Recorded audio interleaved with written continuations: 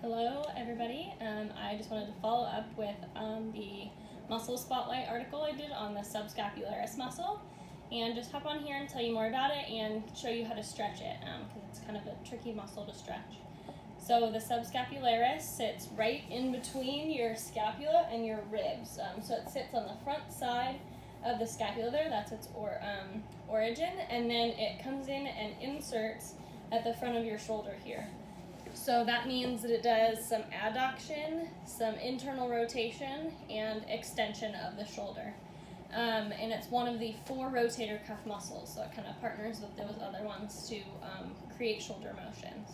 The best way to stretch it is to pull it basically in the opposite direction of what it does for contraction. So one really good way to do it, to stretch it, is to put your hand on the back of your neck, elbow on the wall, you want like the back of your elbow, and then you're going to tuck the same leg as the arm you're stretching behind and kind of lean into the wall like this. If that doesn't feel like a stretch, you're more flexible than that, you can go ahead and put your hand on the back of your shoulder, and then you're going to use your other arm to bring your elbow further back.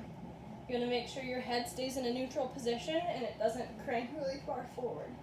So when we stay nice and tall and hold this stretch for about 30 seconds and then repeat that 3 times. I hope this is really helpful for you. Let us know if you enjoyed it.